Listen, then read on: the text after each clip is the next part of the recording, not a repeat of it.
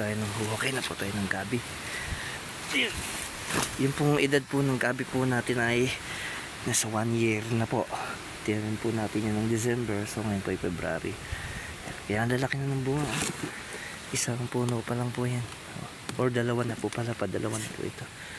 Umaabot po ng 6 hanggang 8 kilo po ang dalawang puno. Ito mas marami po itong bunga.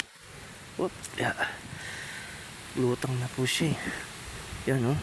Yan po, ang laki, nayayanig yung lupa. Woo, ang laki niya oh.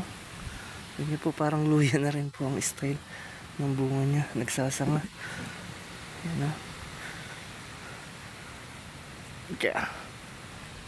Mahirap yun. Laki oh. Oh.